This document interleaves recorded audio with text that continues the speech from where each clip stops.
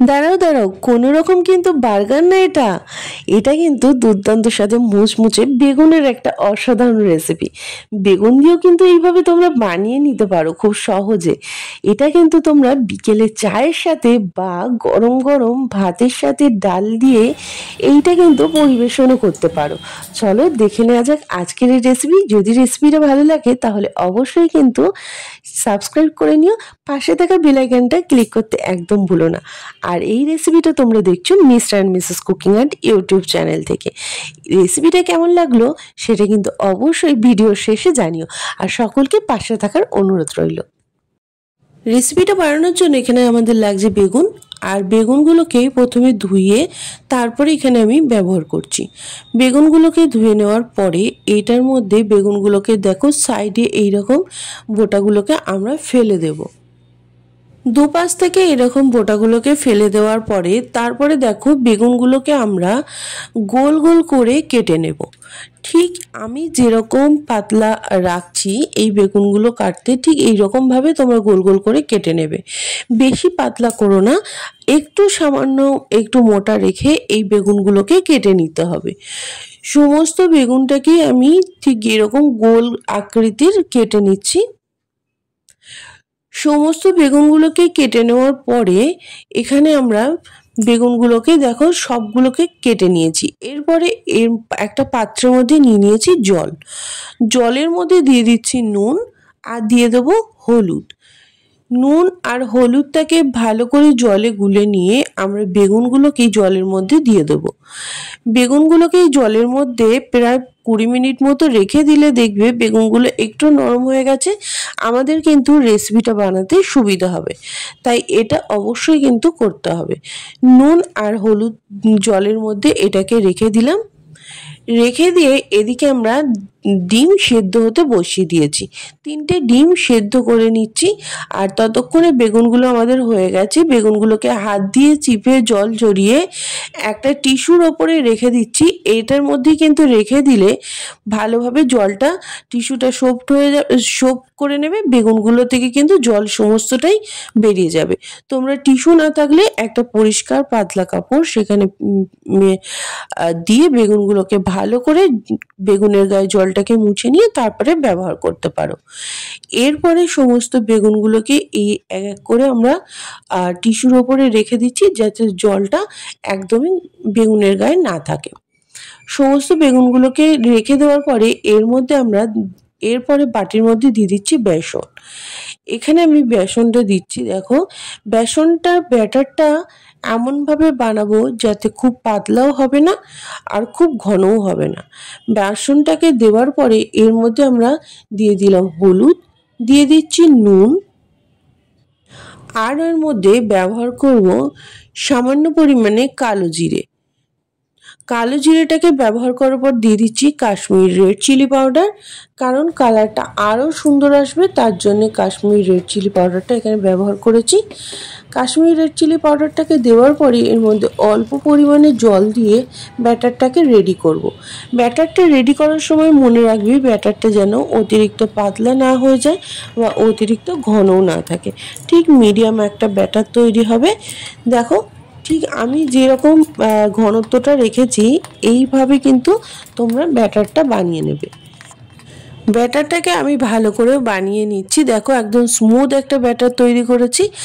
আর এরপরে ব্যাটারটাকে একটা সাইডে রেখে এখানে নিয়ে নিয়েছি সেদ্ধ ডিম, সেদ্ধ আলু, পেঁয়াজ, রসুন আর কাঁচা লঙ্কা।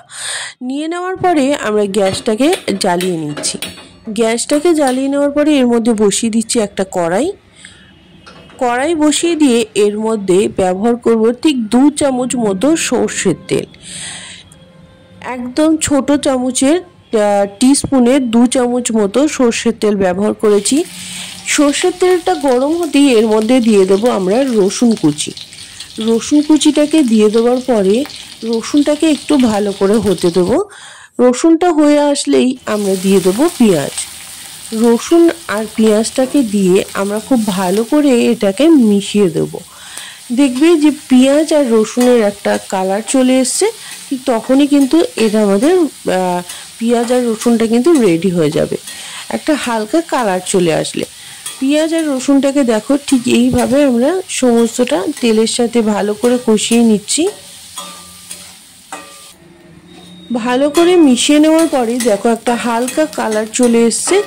এরপরে এই পেঁয়াজ আর রসুনের মধ্যে আমরা দিয়ে দেবো সেদ্ধ করা আলু। সেদ্ধ করা আলুগুলোকে আমরা ভালো করে ম্যাশ করে নিয়েছি গ্রেটারের সাহায্যে। তোমরা হাতে কিন্তু এটাকে ভালো করে মেখে নিও যাতে কোনো রকম বড় বড় অংশ না থাকে। আলুগুলোকে সেদ্ধ করে এর মধ্যে দিয়ে দিলাম, আর দিয়ে সমস্তটাই সাথে কিন্তু আমরা ভালো করে মিশিয়ে দেব। দেখো খুব ভালোভাবে পেঁয়াজের সাথে সমস্ত আলুগুলোকে আগে ভালো করে মিশিয়ে নিতে হবে। মিশিয়ে নেওয়ার পরে এই আলুগুলোকে ভালো করে মিশিয়ে নেওয়ার পরে এর মধ্যে দিয়ে দেবো কাঁচা লঙ্কা। এখানে আমি কাঁচা লঙ্কার ঝালটাই রেখেছি, তোমরা চাইলে এর মধ্যে শুকনো লঙ্কা দিতে পারো। দিয়ে দিচ্ছি এখানে ডিমগুলোকেও গ্রেটারের সাহায্যে গ্রেট করে নিয়েছি, ডিমগুলোকেও এর মধ্যে দিয়ে দিলাম। দিয়ে দেওয়ার পরে সমস্তটাই খুব ভালো করে মিশিয়ে নিতে হবে যাতে এই পেঁয়াজ রসুনের যে মশলাটা আমরা প্রথমেই যেটা তৈরি করেছিলাম সেটার সাথে সমস্তটা ভালো করে মিশে যায় আর খেতে কিন্তু দুর্দান্ত লাগে। এরপরে এটা সমস্তটাই খুব ভালো করে আমরা মিশিয়ে নিচ্ছি। আর মিশিয়ে নেওয়ার সময় এর মধ্যে দিয়ে দেবো সামান্য পরিমাণে হলুদ, নুনটাকেও কিন্তু অ্যাড করবে। আর অবশ্যই মাথায় রাখবে সেদ্ধ করার সময় আমরা কিন্তু নুন দিয়েছিলাম। এরপরে নুনটাকে দিয়ে দেওয়ার পরে এর মধ্যে দিয়ে দিচ্ছি সামান্য মতো ভাজা জিরে আর ভাজা ধনে। শুকনো খোলায় নেড়ে নিয়ে ভাজা জিরে আর ধনে গুঁড়োটা এর মধ্যে ব্যবহার করেছি।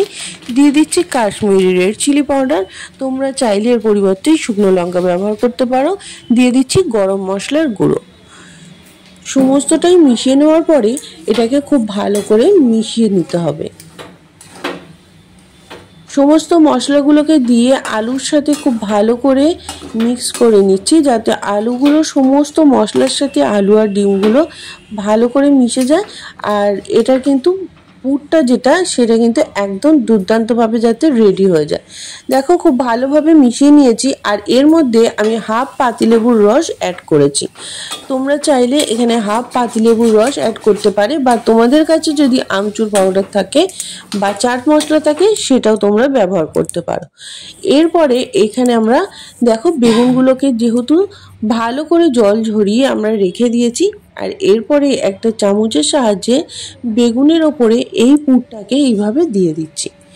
বেগুনের ওপরে সমস্ত পুরগুলোকে দিয়ে দেওয়ার পরে দেখো খুব ভালো করে পুরটাকে লাগিয়ে দিচ্ছি। আর দুটো পিঠেই আমরা বেগুনের দু পিঠেই পুরটাকে খুব ভালো করে দিয়ে নিয়েছি যাতে ভালোভাবে পুরটাকে পড়ে। আর খুব সুন্দরভাবে দেখবে এইভাবে বেগুনের পুরটা দিলে দেখবে খুলেও আসছে না, আর খুব সুন্দরভাবে কিন্তু এটা থেকেও যাচ্ছে। তোমরা এইভাবে পুরটাকে আগে বানিয়ে রেখে এটা কিন্তু রেখে দিতে পারো, বা গরম গরম কিন্তু পরে ভেজেও নিতে পারো ঠিক এইভাবে বানিয়ে রেখে। দেখো সমস্তটাই বানিয়ে নিয়েছি। আর এরপরে কড়াইয়ের মধ্যে দিয়ে দিচ্ছি সাদা তেল। সাদা তেলটাকে দিয়ে দেওয়ার পরে আমরা চেক করে নিচ্ছি তেলটা কতটা গরম হয়েছে। তেলটা কিন্তু একদম হালকা গরম হয়েছে। তেলটা মিডিয়াম গরম হয়ে যাওয়ার পরে আমরা বেগুনগুলোকে এই ব্যাটারের মধ্যে ভালো করে কোট করে নিচ্ছি। তার জন্যই কিন্তু ব্যাটারটা প্রথমেই বলেছিলাম বেশি পাতলা বানালে হবে না, একটু ঘন রাখতে হবে। ঠিক আমি দেখো কোট করার সময় বুঝতে পারবে যে এখানে কতটা ঘনত্বটা রয়েছে। সমস্ত ব্যাটারটাকে ভালো করে নিয়ে নেওয়ার পরে কোট করে নেওয়ার পরে আমরা তেলের মধ্যে এটাকে ছেড়ে দিচ্ছি। তেলের মধ্যে দিয়ে দেওয়ার পরে এটাকে হাত দিয়ে দেওয়ার এই মুহূর্তে কোনো দরকার নেই। 2 থেকে 3 মিনিট এইভাবে মিডিয়াম আঁচে এটাকে হতে দিতে হবে। এরপরে সাইড থেকে তোমরা 2 থেকে 3 মিনিট পরে সাইড থেকে তেলটাকে এইভাবে একটু নাড়িয়ে দিতে পারো, বা ঠিক এইভাবে রেখেও দিতে পারো। 2 থেকে 3 মিনিট হয়ে যাওয়ার পরে এটাকে দেখো উল্টে দিচ্ছি। এটা কিন্তু এমনি এমনি উঠে আসবে তোমাদের। দেখো ঠিক এইরকম একটা শেপ এসছে, যেন মনে হচ্ছে যে কোনো বার্গার বা কোনো পাওভাজি টাইপের লাগছে, কিন্তু এটা দুর্দান্ত লাগে খেতে। বেগুনের এই রেসিপিটা অবশ্যই বাড়িতে একবার ট্রাই করো। আর দেখো আমরা একসাথে 3টে এখানে দিয়ে দিয়েছি, দিয়ে সমস্ত বড়াগুলোকে ভেজে নিচ্ছি। তাহলে এইরকমভাবে খুব সহজ পদ্ধতিতে তোমরা 2 পিঠে এরকম পুর দিয়ে এই বড়াটা বাড়িতে ট্রাই করে দেখো, খেতে কিন্তু দুর্দান্ত হয়। আর এটাকে একটু লালচে লালচে করে আমি ভেজে নিচ্ছি, যাতে ওপরে একদম মুচমুচে থাকে আর ভেতরটা দুর্দান্ত খেতে লাগে। আমাদের রেডি হয়ে গেছে বেগুনের এই অসাধারণ স্বাদের বড়া। এই বড়া কিন্তু তোমরা স্ন্যাক্স হিসেবে খেতে পারো চায়ের সাথে, বা তোমরা কিন্তু গরম গরম ডাল দিয়ে ভাতের সাথে এই বড়া সাইড ডিশ হিসাবে কিন্তু রাখতে পারো। তাহলে অবশ্যই বাড়িতে ট্রাই করো আর জানিও যে কেমন লাগলো আমাদের এই আজকের রেসিপি। যদি ভালো লেগে থাকে তাহলে অবশ্যই লাইক করে দিও। আর যারা নতুন বন্ধু আছে এখনো পর্যন্ত আমার চ্যানেলটিকে সাবস্ক্রাইব করেনি, তাদের করে সাবস্ক্রাইব করে নাও। পাশে থাকা বেল আইকনটি ক্লিক করতে একদম ভুলো না।